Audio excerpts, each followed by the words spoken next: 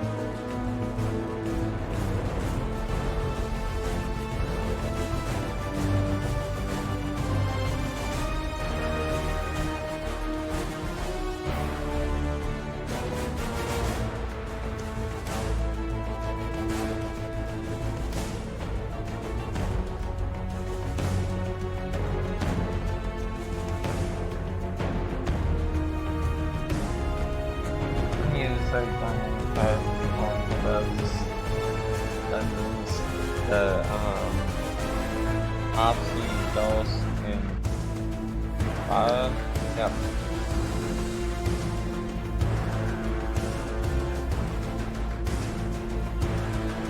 Now this is wild, like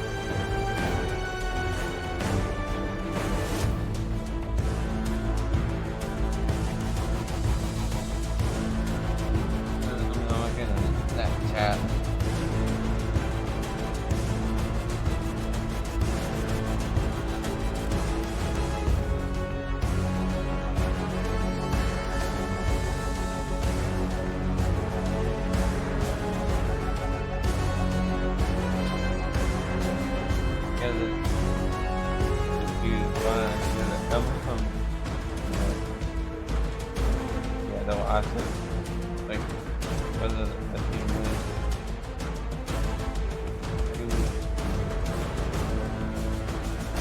But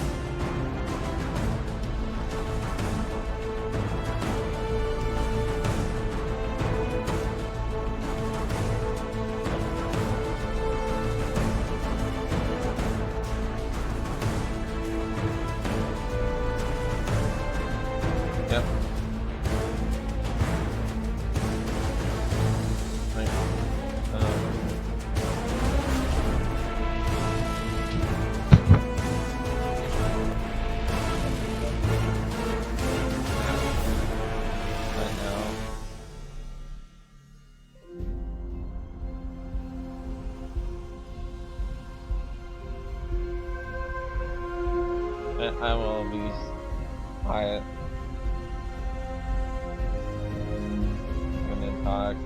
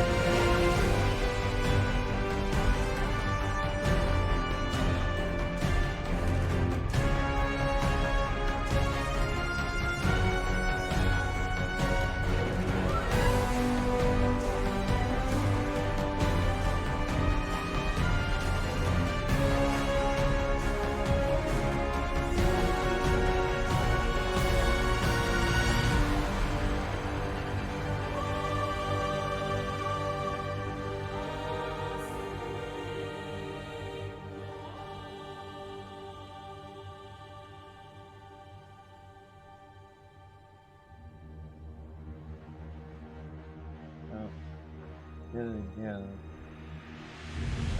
Like, how fast?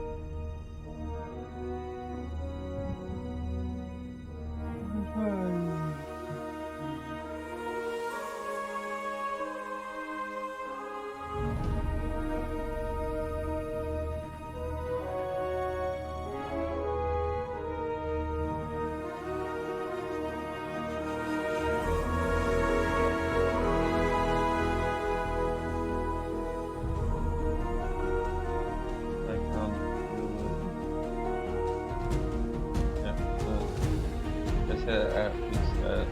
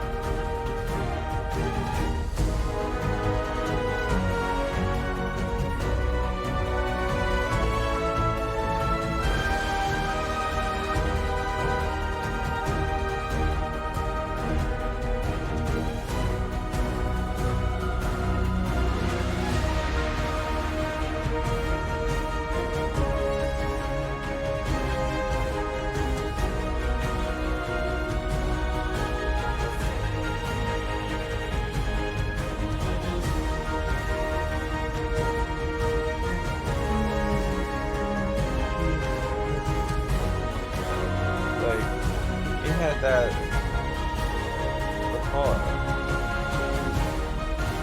Yeah, that's that.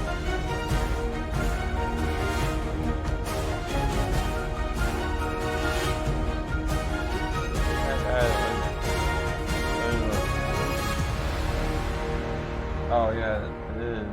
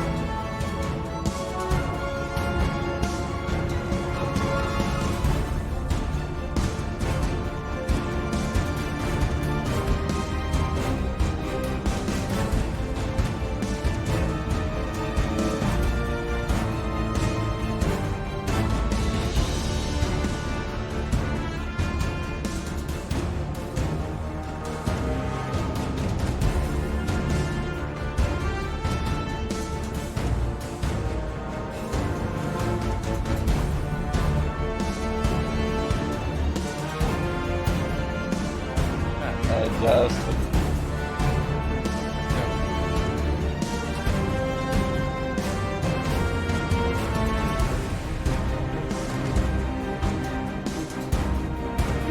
don't tell.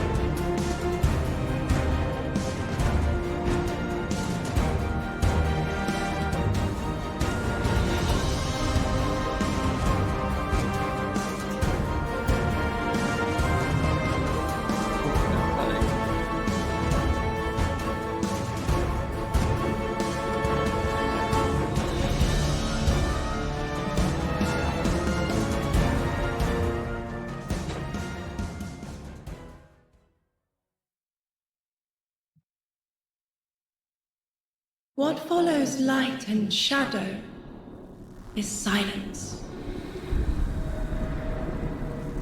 That silence breaks. I am summoning you as a new age begins.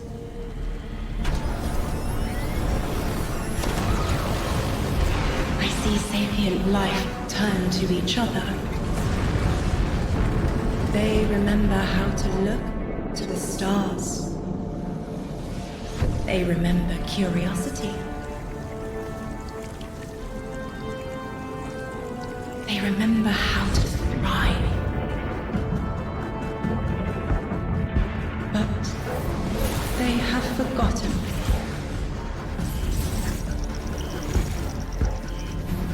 They forgot we were here long before the Traveler.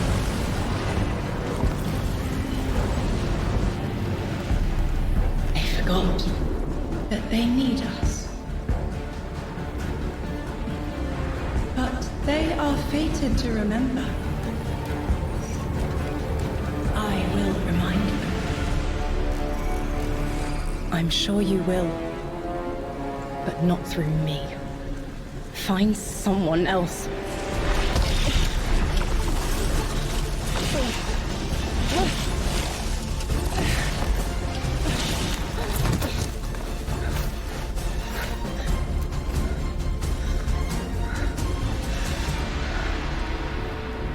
My will is my own.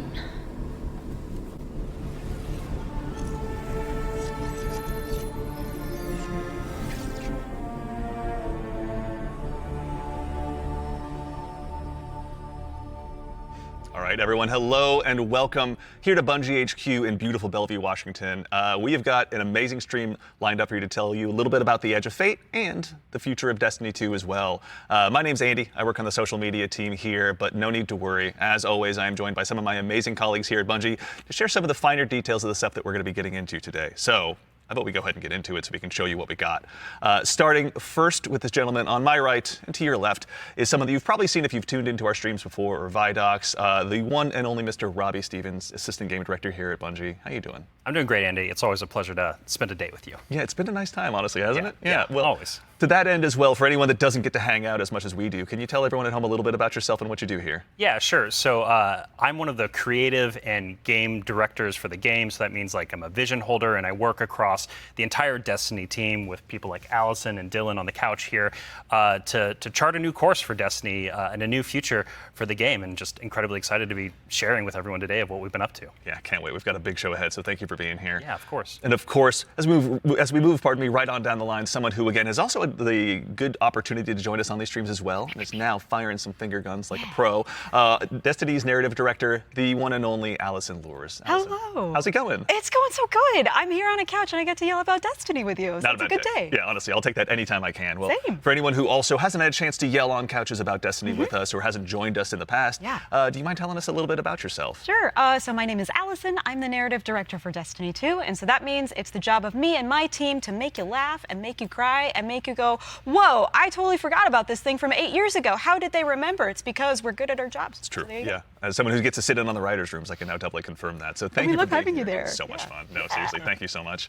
And of course, as we move right on down the line, the gentleman there at the very end of the couch, someone who is a friend to all Guardian kind, who's known far and wide, a member of the Destiny Global Comms team here at Bungie, Mr. Dylan Gaffner. How's it going, Dylan? It's going well. How are you, Andy? I'm doing so well. Thank you so much for Got to make sure to ask every time. I appreciate it. I need all the help I can get. Well, to anyone out there who may not have accosted you on the wild world of social media or is just somehow meeting you for the first time, do you mind telling us about what you do here at Bungie? My name is Dylan Gaffner, formerly a community team where we would go out, collect your feedback, translate it to the dev team, and then bring their information back to you, kind of be that middleman. Now I'm on Global Comms, so I'm going to be in more of like a puzzle piece organization stage of what do we talk about, when do we talk about it, why do we talk about it, and then just making sure we get the information out to all players. Yeah, well, we all appreciate it. Thank you for always being the voice of the player inside our hallowed halls. We appreciate it. Thank you. All right, well, now that we've kind of got the intros out of the way, let's talk about our new saga. Robbie, I'd love to start with you. What's up next in Destiny, and where are we exploring? Yeah, so our first expansion this year, The Edge of Fate, is the start of a brand new multi-year saga called the Fate Saga. And so we want to tell a story about something older, about the nature of fate itself. Are we bound by it? Can we fight it? Because before the Traveler ever arrived in our solar system, there was already space magic here, Andy. Yeah. Yeah. And so ultimately, this is a story that we're going to explore one of Destiny's biggest mysteries and the foundations of the universe itself. You're talking about the Nine, aren't you? Who told you? I think it's subtle. How did I you know. guess? Yeah. Lift you off. We did such a good job with this secret. Really buried that lead, didn't we? Yeah, just a little bit. That's, but I mean, to that end, so who and maybe more appropriately, what are the Nine? Yeah, so buckle up. In the simplest description possible, the Nine are extraordinarily powerful beings that have been in the solar system for way, way, way, way longer than the Traveler.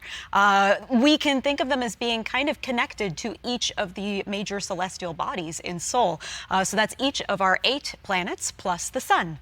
Sorry, Pluto. It's messed up. Didn't make the cut. All right, fair. I don't make the rules. Yeah, there you go.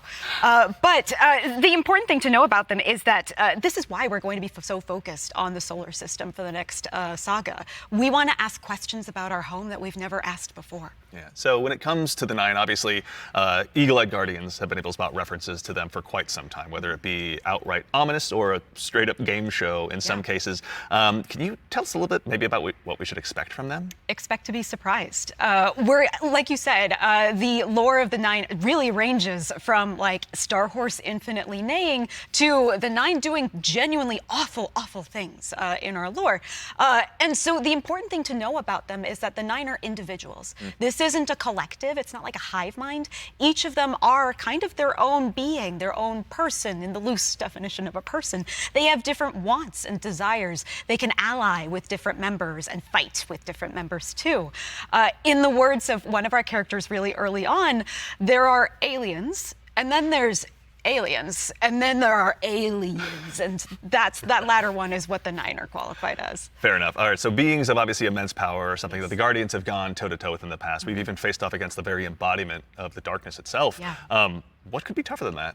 Yeah, so this is something that we think about a lot about, because ultimately the 9 seek to free themselves at no matter the cost to humanity. And because they're extra dimensional in the ways that Allison are describing, they're not bound by the same rules that we are, that we've really experienced before in the game today. And so humanity and the Guardians, to many of them, are ultimately just bugs that can be squashed on, that they don't really care or think about beyond, achieving their ultimate goals. So. Yeah, I mean, like, for the last 10 years, Guardians have really just been making their own fate. Yeah. I mean, so the 9 is challenging that. How are we going to deal with it? Yeah, whether we like it or not, the 9 have a plan for us. And like you said, Guardians are really good at making their own fate and going out and deciding who they want to be. But what happens when them deciding to make our own fate is exactly what our fate is? Like, what if that was the plan all along? These are extra-dimensional beings. That means they perceive our reality in a very different way and can interact with it in a very different way. It's like they're a move ahead in chess. Weird. What a reference. But you were mentioning, obviously the Fate Saga is one of the subjects of today. How long can we expect the Fate Saga to last? Yeah, so the Fate Saga is going to play out over several years, and ultimately we know where we're driving this car. We know where we're going with it. But the conclusion of the Edge of Fate itself is going to leave you with more questions than answers, and it's going to be the catalyst into this new multi-year saga. Because we really want to return Destiny to being a game about big questions, right? And so the way we think about this is about pouring jet fuel into the speculation engine of the game. So we're going to be revealing a lot of ideas, a lot of concepts, and many of them we're not going to be answering immediately, because we're going to be telling the story over multiple expansions, and we're going to be giving you those expansion beats more times than we have before in the past. And so the Year of Prophecy kicks off with the Fate Saga, and with it, humanity is now set on a collision course with this celestial pantheon of the system that has been here for a very, very long time. And so the Edge of Fate launches on July 15th. And then the second expansion of our Year of Prophecy is Renegade, which comes this winter. And then later in 2026, we've got Shattered Cycle and The Alchemist. It's a lot of stuff. Yeah. A lot of exciting beats. And so, again, the Edge of Fate is just the beginning of this long journey of this awesome vehicle we're all jumping into and driving together, and it's going to take us to some new places. That's exciting. So with regards to the Edge of Fate right here in front of us, you were also nice enough to bring the class something today. You've got some gameplay with you, right? Oh, yeah, we got some clips. Oh, yeah. Yeah, we should show those off. It's a doozy. Let's check it out. Like the present. Let's check it out.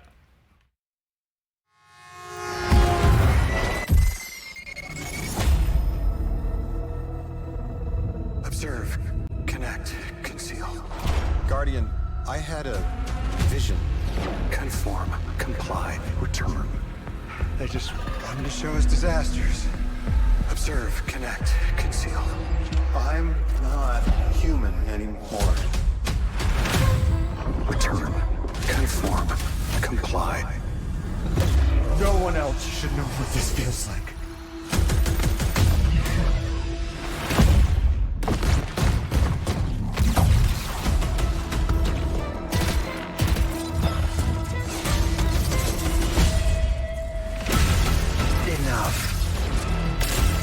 Terminate your suspicion, Commander. Remove your scornful blindfold. Observe, connect, conceal, conform, comply, return. Observe, connect, conceal, conform, comply, connect, return.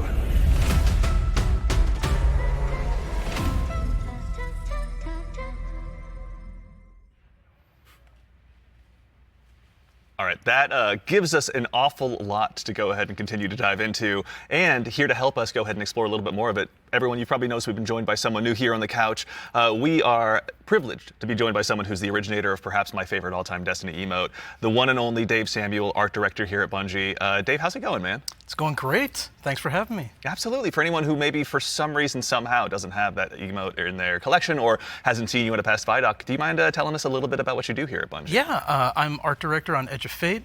I work with the art team to visualize the narrative and design and kind of bring it all together. It's a lot to bring together. Thank you very much for being here today. Yeah. So with the Edge of Fate, it's obviously the first expansion in the Fate saga. Allison, I'd love to start with you, actually. What can you tell us about the Edge of Fate? The Edge of Fate begins with an invitation, and we are invited along with a very specific group of people to a location, to a moment in time for a very specific reason. Very specific purpose. Very specific reason and purpose, yes. And the place that we're going to is called Kepler. And so you may be saying, now Allison, hold your horses You read 1 my mind. second, Yeah. because the Kepler I know is the one that's way outside of our galaxy. What do you mean we're going to Kepler? And I say, like, dear friend, didn't you know if you look inside in Destiny's universe, the Oort cloud at the edge of the solar system, you'll find a little planetoid that also happens to be named Kepler here in the world of Destiny. And that's where we're going, to Kepler. Super exciting. And this is kind of a, Robbie, we were talking kind of before the show, this is like like a first taste of something new, right? Yeah, so what you're seeing here is us just trying something new. We're expanding the universe of Destiny, creating new mysteries to uncover. This whole destination is about exploring a labyrinthian world that took inspirations from things like Dreaming City, exotic missions, dungeons, and it's wrapping it all through a Metroidvania expired experience. And so at the heart of all of this, at the heart of the Edge of Fate, is a player-driven exploration and discovery of an exotic world with brand new abilities. So actually to even just maybe dig a little bit deeper, like how is the Edge of Fate going to be different from past expansions that we've made for Destiny? Yeah, so at the global scale, when we're thinking about expansions in the Year of Prophecy and the formula of Destiny expansions going forward, first off, we're doing 2 expansions a year instead of just 1. And think of each of these expansions as a little bigger than something like a Rise of Iron from D1. And so both of these expansions combined are going to be even more expansion content than we've done in the past. And by delivering 2 of these a year, we're upping the pace of major world and story events that really matter to players and are going to be pushing the Fate saga forward. And so we're trying radical new things with each of these expansions. And so alongside this new destination of Kepler, this exotic world that players will explore with brand new abilities, we also have world tiers. And world tiers allow you to take on a higher level of challenge on the destination in order to extract some of the best loot within the release. But what's cool about world tiers is as you play through the mainline story and you play through the first couple of world tiers, you're going to unlock later world tiers. And as you're claiming these abilities, as you're exploring the world more, as you're discovering more within the release, you're putting these puzzle pieces together and you're figuring out how to solve all the mysteries on Kepler with different ways. And so you might play a puzzle in one way, a mission in one way, and when you're in these higher world tiers in the post game, you can start to solve these problems in different ways that you couldn't before in the original playthrough. And so alongside all of this, we're also going to have a ton of quest content that we're rethinking about how we use within the game. And so on Kepler, there's some non-linearity within the destination itself. And so with a lot of our side quest content that is related to the critical path, but you don't have to play it. It's there for you to explore. It's driven by your discovery of the world. You're out in the field, you discover something and you pick it up, and that's going to help you explore the characters in the world of Kepler more and go deeper on that story. And so, yeah, again, this is all about us just looking at the formulas that we've been building in Destiny over the last 10 years. And some of them are really strong, but they're due for some experimentation and some radical changes. And so that's what you're seeing here with the first taste of the Edge of Fate. Very cool. Yeah. I love everything you just said. I was a little distracted by some of the gameplay we were showing, like exotic sniper rifle, I think I saw, kind of recognize that. Oh, yeah. Some enemies with a couple really cool twists, like, okay. Yeah. But then also there was a guardian that turned into like a lightning ball. Yeah. Yeah. So, so there's multiple new abilities that your players are going to be able to discover on Kepler that's going to make them navigate and look at the world in different ways. But the one you're talking about, Dylan, we see it as our premier ability, the crown jewel of the release, and that's called Matter Spark. And Dave has joined us, and he's helps us take the vision of the narrative and the design and the art and smush it together in amazing experiences. And so I think Dave should talk to us more about Matter Spark. Please. Yeah. So there's this new source of energy on Kepler, this strange dark matter. So the Guardian binds itself to the dark matter using the arc powers within. You can think of the dark matter as like a medium, and the arc as this catalyst that will like allow you to completely change form. Transforming into Matter Spark lets you squeeze into tight areas, race around areas, jump over stuff, and it also allows you to turn into this basically electric rolling ball of death, jolting and shocking enemies that come across your path. So obviously, one big part movement, one big part combat, but I mean, even just in addition to that, to look a little bit, wider, like how did the Matter Spark Ball kind of influence the world that we're going to be inhabiting? Yeah, the team really had to rethink what it means to build a destination with these abilities in mind. A simple hill becomes a ramp to get to a new space. A crack in the wall, it basically will reveal a whole new area to explore. It's also a new way to engage with enemies. Instead of taking a bunch of enemies head on, you can find a Matter Spark pad, transform, turn into this electric ball of death, and then just like start racing around the arena, dash over their heads, and flank from behind, and then really give the House of Exile on Kepler a bad day. As well we should. It's a good day for us as well. So what are some of the other Kepler abilities that we'll be able to unlock while we're out there as well? Yeah, so each of these Kepler abilities are a mix of dark matter and our Guardian's powers. So we have the Relocator Cannon, which is this new fallen dark matter tech mixed with void. This is going to allow you to bypass laser walls, use these cascading relay networks, and just basically teleport around the world. Another ability that we have is Mattermorph. This is dark matter mixed with strand, allows you to manipulate the environment.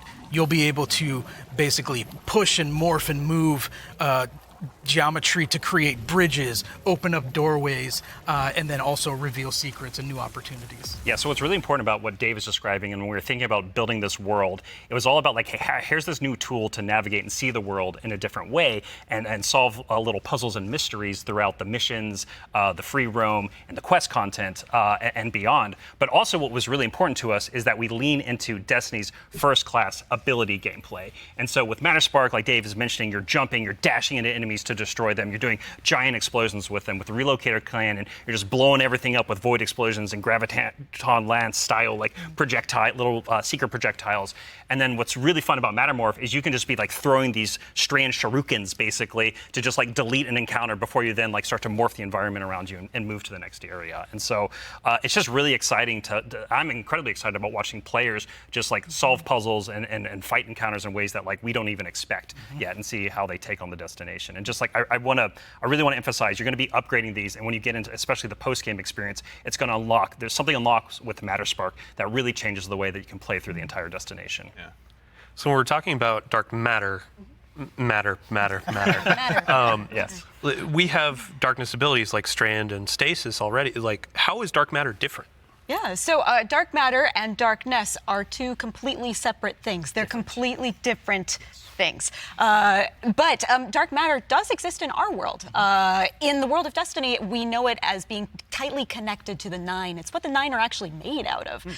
In our world, dark matter is invisible. You can't really see it. And it wouldn't be very fun to make a destination where there's an invisible thing that you can't actually see.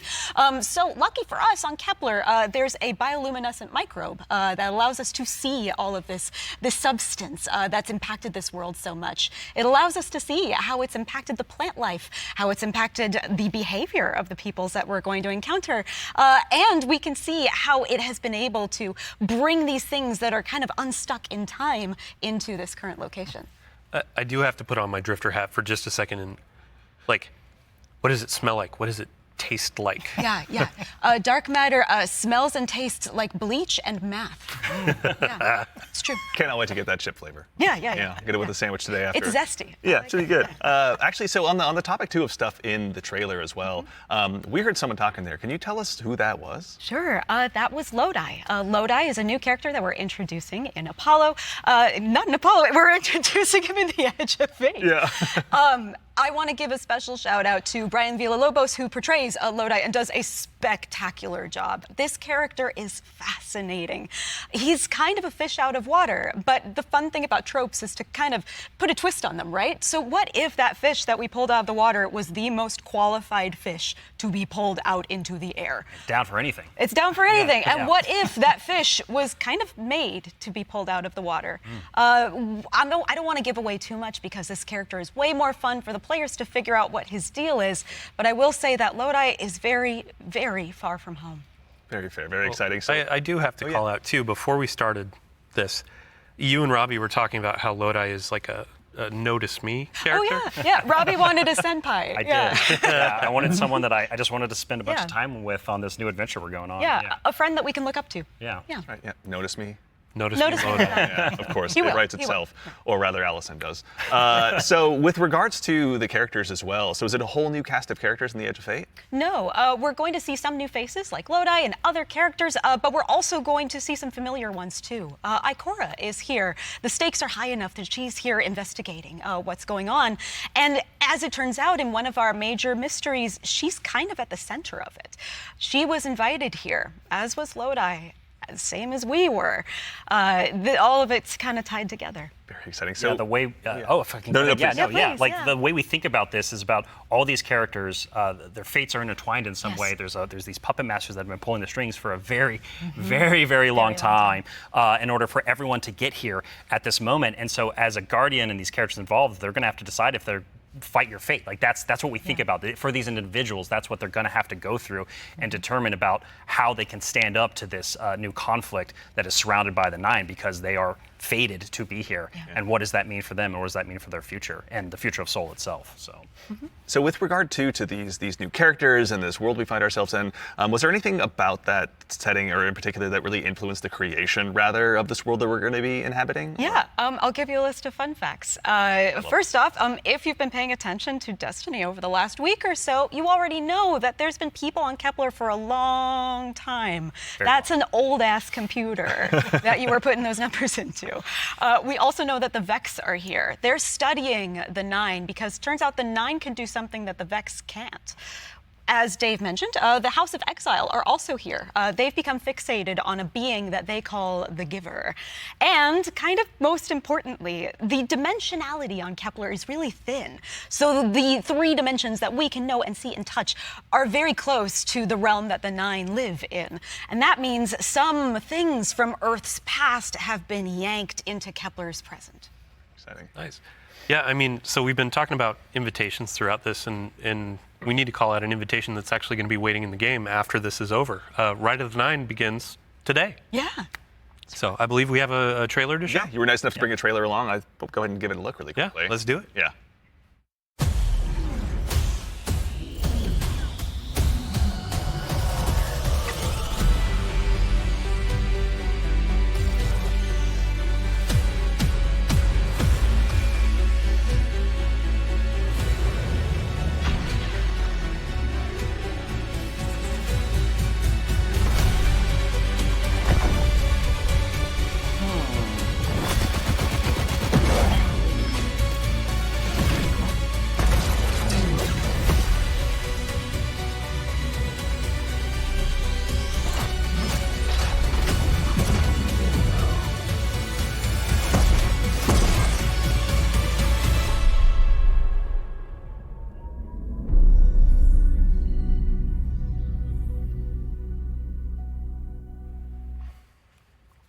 All right, so that's Ride of the Nine, which Yeah. is our essential prologue story for the Edge of Fate. And these 3 dungeons that are featured in this event are free for all players starting today. And so what's really important about this is that these dungeons are both for veteran dungeon crawlers, hardcore raiders, people have been in these places a lot, but also new guardians who have never stepped into a dungeon before, right? What was really important for us when we were developing Ride of the Nine was that we are changing the formula on how we can think about how we can welcome even more even more people into these experiences. And so you're going to be able to go in solo, buffed up, and explore a dungeon by yourself, or go in match made with other fire team members shoulder to shoulder for the very first time. But don't worry, because we also have that higher level challenge for our veteran, our hardcore dungeon crawlers, where you're going to be able to earn the best possible loot, exclusive rewards, and also an exclusive title as part of Rights of the Nine. What's also really important about this event for being a prologue for the Edge of Fate is that it really reintroduces the emissary into the game, and you're going to learn why her job is pretty crappy and why she quits at the top of the Edge of Fate, like we saw at the beginning of this show. And so, Andy, we've been talking a bunch about how our Destiny expansions are changing the formula for Destiny going forward. So now I think it's time for us to start talking about how the core hobby of Destiny is changing going forward, the day-to-day of playing Destiny, week-over-week experience. And we've got someone else on the couch here to help us talk about that. We have an expert in that very subject now who has gone ahead and joined us on the couch. We are now joined by the one and only Mr. Ben Womack, creative director here on Destiny. Ben, how's it going, man? Hey, I'm doing great. I'm really excited to be here. There's a lot to talk about. Yeah, seriously. There is a lot. Yeah, it's going to be a very good conversation we have coming up. Yeah. But before we get into that, can you tell us just a little bit about what you do here? Yeah. So I'm the Destiny 2 creative director for the core game, or the core hobby, as we call it. Yeah. And it has to do with all parts of the game, everything from Edge of Fate, through our seasons, through the fundamental systems. And in particular, like Robbie was saying, I've been focusing on thinking about the kind of building blocks of Destiny 2 and getting those like not only stood up, but also transformed and iterated on in some really exciting new places. Nice. Well, let's go ahead and just start at the top.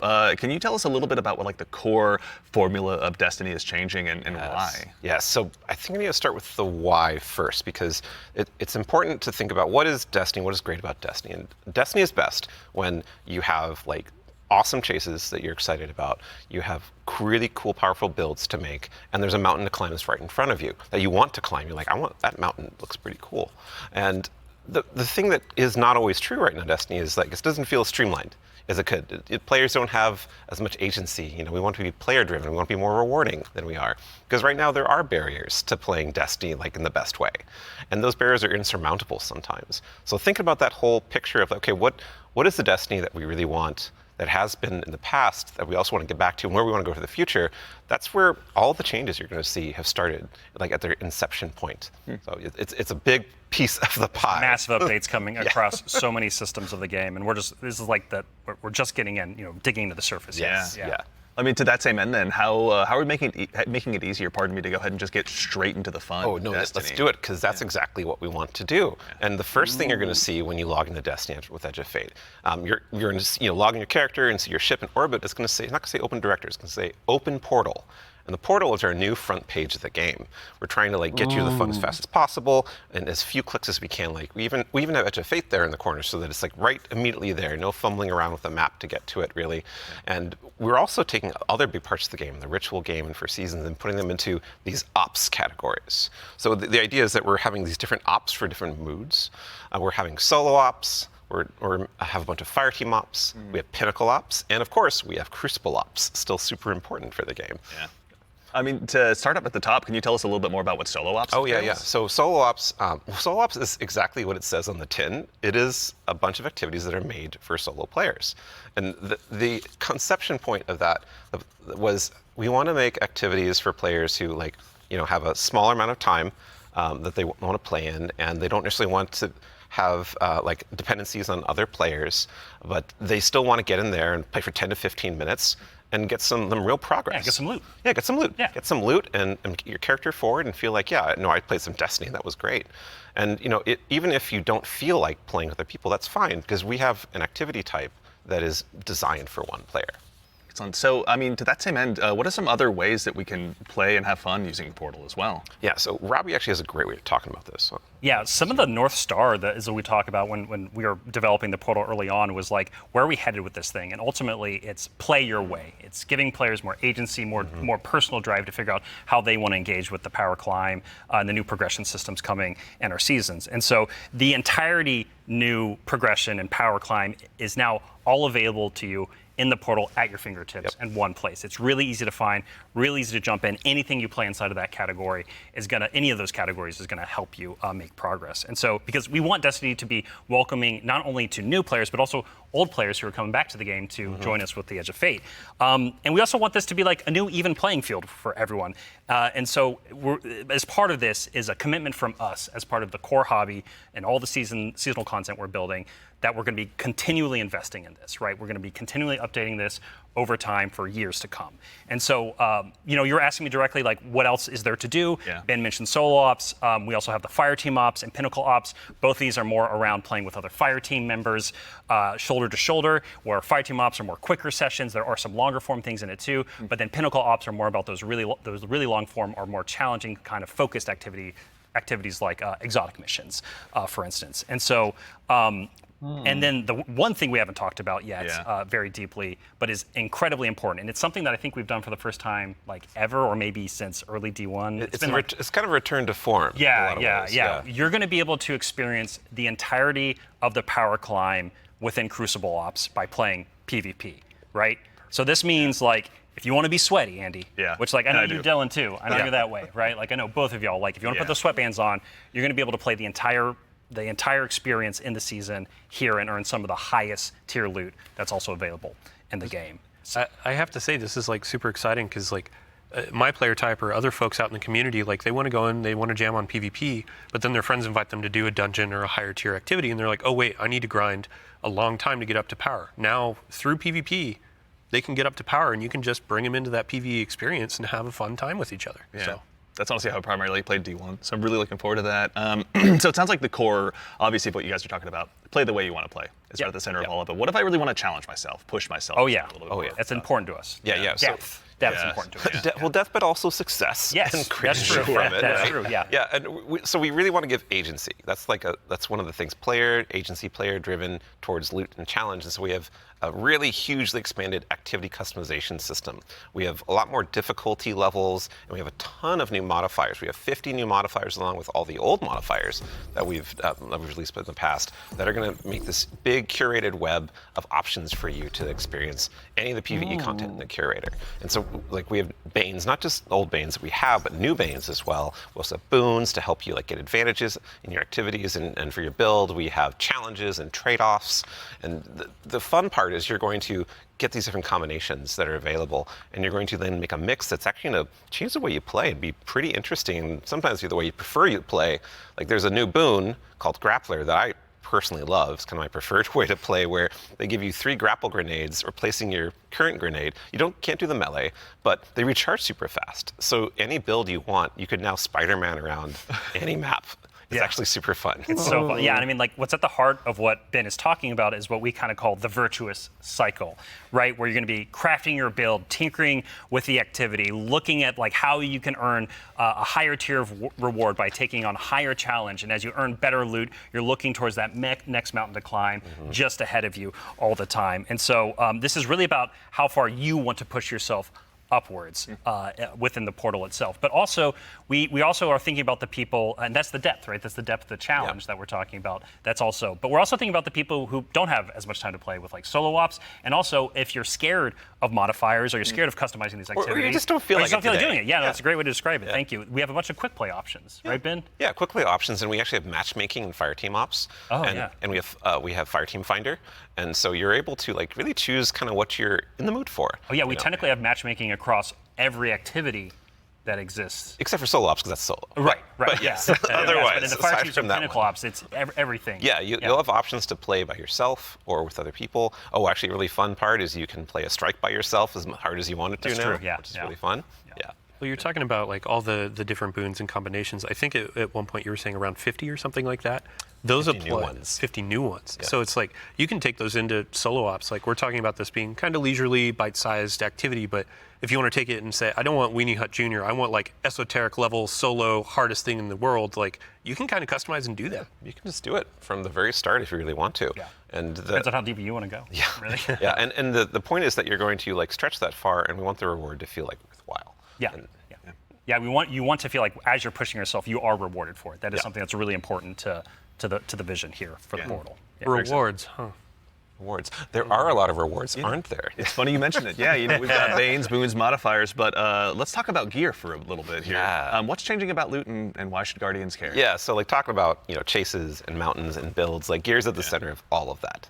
And we actually have 2 giant gear changes I'm gonna like put in 2 little buckets for us to talk about. Yep. The first one is Armor 3.0. And the next one is gear tiers. And so like talking about Armor 3.0 first, we are probably making the biggest change ever since Shadowkeep. It's around huge. the system. It's yeah, enormous. It's a huge change. Yeah, so like we're adding set bonuses, which is a long requested feature for all the new armor that you're going to be able to get at Edge of Fate launch, and we're redoing all the stats on armor. Where they can now like exceed 100. Go beyond 100. Go beyond 100 for extra bonuses. Yep. We're going to every single piece of new legendary armor that drops is going to have all the energy filled in, so you can build crafting right away, and it's going to essentially like. There's more features actually that I could talk about, but I don't think I'm allowed to yet. Fair. Well, something that we can talk about too, you mentioned gear tiers as well. Yeah. Let's talk about that a little bit. Yeah, so gear tiers are very exciting because every single legendary weapon and armor that you can get is going to have 5 gear tiers, starting from 1 going up to 5. And like we have a 5 gear tier 5 piece of legs armor on the screen right now, and you can see that like this is like looks really cool with iconography, but it also has a ton more stats.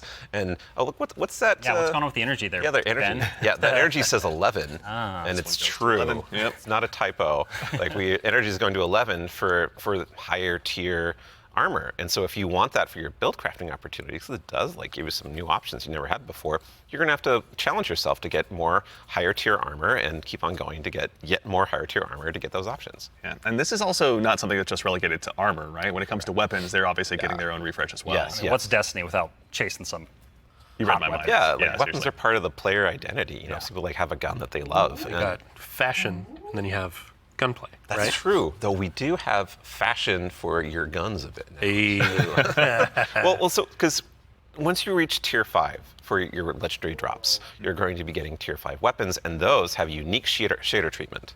It's like essentially a completely different look that's going to immediately identify it to you and others that this is the highest tier gear of this drop that you can get. It's going to show on the weapon. It's going to show on the icon. It's even going to show when you kill enemies with that weapon, because there's unique kill effects for tier 5 weapons that you can turn on or off if you don't want it. But your gameplay will like show that the weapon that is being used is like the highest tier you can get.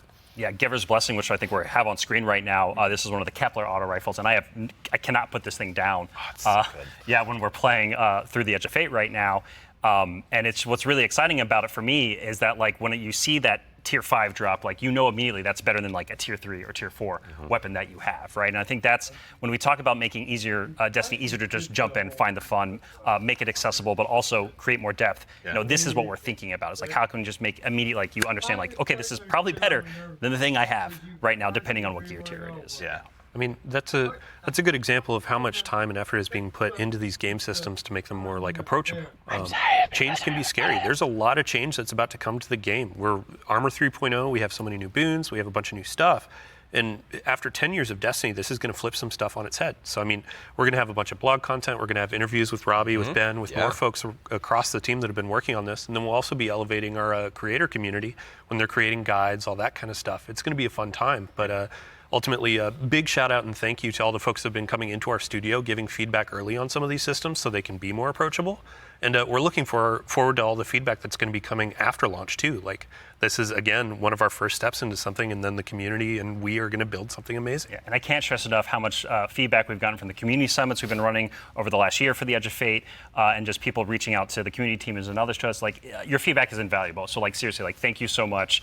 We're making this game together ultimately. Yeah, it's incredibly important part of the process. Like I don't think we would be able to make what we do without it. Yeah. Working with the community is obviously a core part. Dylan, huge thanks to you and your team, obviously, for helping to lead that charge. And in advance for the big blogs you get to write. And then also our social media team will go ahead and get out the door. So go ahead and give us a follow. I think, Ben, you were saying you wanted to try to break the record for longest twid? I'm more predicting we are. Yeah. So it's not about try, it's just the state of things. It's going to be a multi-month journey as we head towards launch. So. Yeah, be a good time. But we've been talking a lot about the core Destiny hobby. How does that extend into like how players are going to experience like a full year of Destiny? Yeah, so we've been focusing on improving and changing the formula of Destiny in multiple ways. And so progressing through the Fate Saga is going to be more meaningful with 2 expansions a year. We've been talking about how focusing our seasons on the core hobby of Destiny and that commitment to continually updating it. And in addition, we're going to have 2 free major updates between each of our major expansions coming in the Year of Prophecy and beyond. And so ultimately that means there's 4 big beats happening in a year, 2 expansions, 2 free major updates between those expansions. So what that means we're not doing is paid seasonal content anymore. We're not doing separate seasonal storylines. And this also means we're not building a bunch of activity content that basically just goes away and is less meaningful to the game after 3 months. So we're instead focusing all of that effort that used to go there instead into building up the core hobby of the game so the core hobby stays fresh and exciting, year round. And so ultimately, this means no more paywalls for seasonal content, and also these major updates themselves that I'm signposting around right now. The size of them, roughly, and the inspiration for them, we're thinking about is like Into the Light. Okay. So when you say like Into the Light, for folks that aren't out there, like what for a major update, how big is that? Like how do you encapsulate that? So when I say Into the Light, a lot of this is like the inspiration of what it was. And with Into the Light came a really cool theme that wrapped around all the new stuff we were building within it, but also a lot of the reprise stuff as well. And also, with it came Onslaught, a new type of activity. It came with reprised exotic missions and a rethinking of how we could do like a rad style event, a raid event with the Pantheon. And so for our first major update coming a few weeks after the Edge of Fate launches, we've got Ash and Iron. Right? And so with Ash and Iron, we're going to be returning to the Plague Lands. Returning to the Plague Lands, can't wait. It's going to happen. Plague Lands, baby. And so that story is going to pick up from where we left off, from the Edge of Fate. And with it, we're going to have a new activity called Reclaim, a brand new exotic mission, new types of pinnacle ops entering that for the first time, as well as, of course, what's Destiny without loot to chase? We've got new gear, new rewards, and 2 new exotic weapons as part of Ash and Iron as well. And again, this major update and all the seasonal content going forward is free for all players. All the activity content that exists in the portal, that's free to play. Very nice. So even to actually go one quick layer 2 deeper on seasons as well, what are some of the cool things that we're going to be able to do with the season that's launching alongside the Edge of Fate? Yeah, Ben has been working on this space with the team for a while now, so I'm going to kick this one to him. Yeah, so we're trying to make any time the best time to hop into Destiny.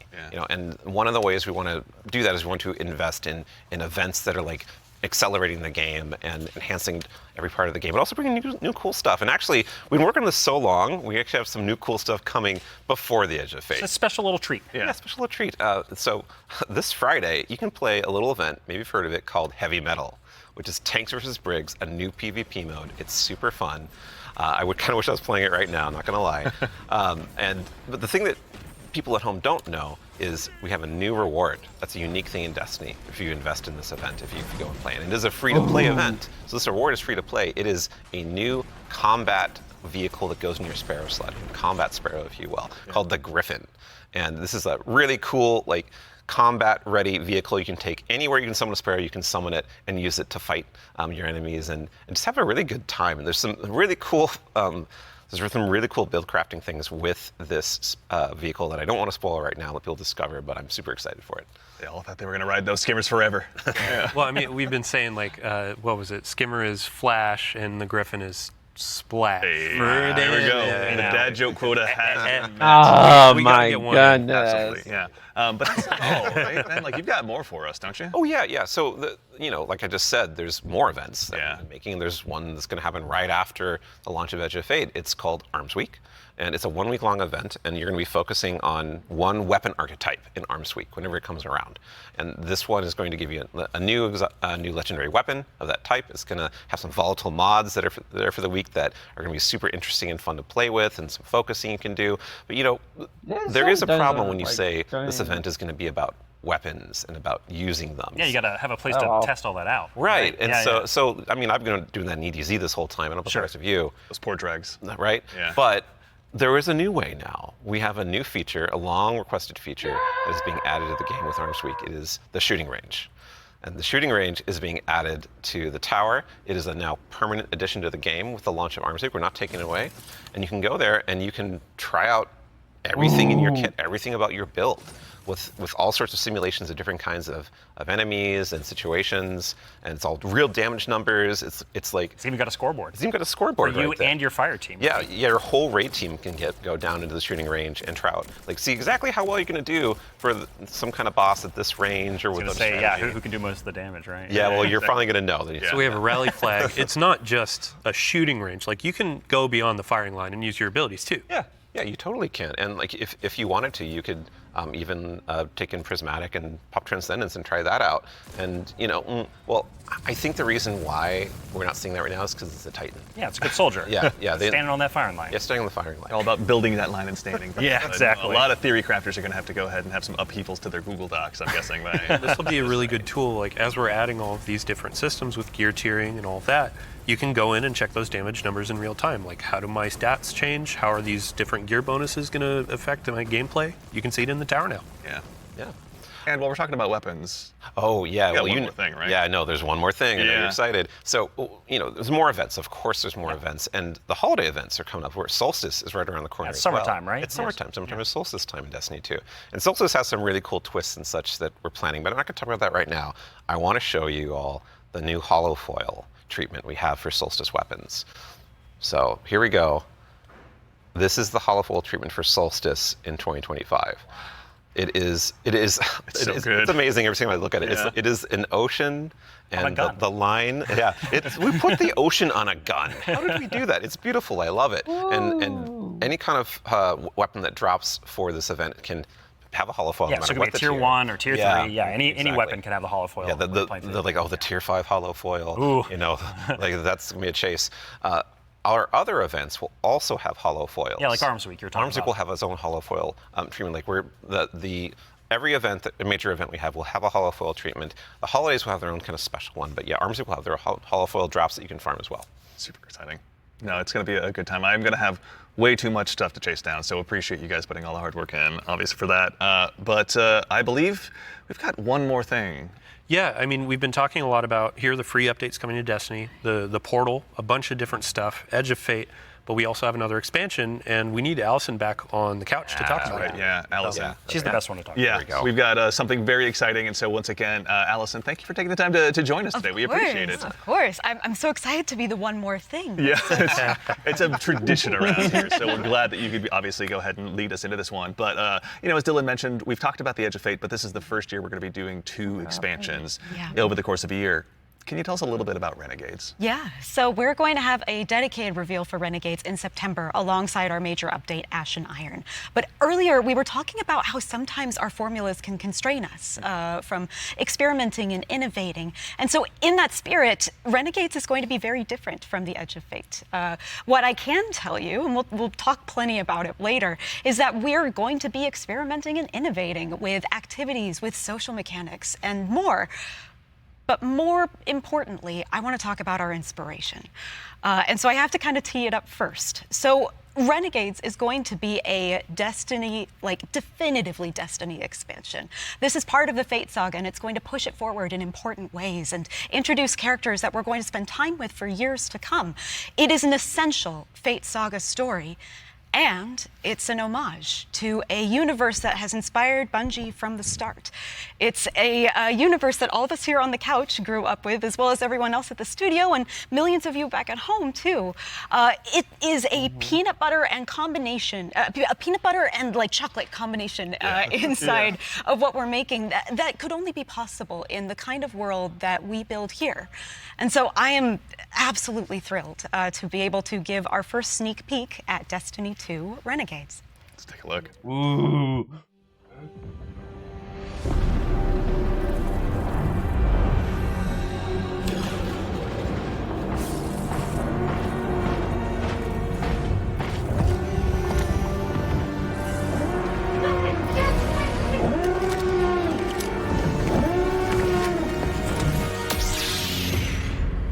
What the?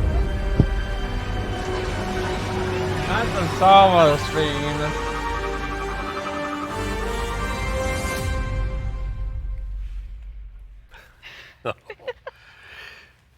Okay, Robbie, what did we just see?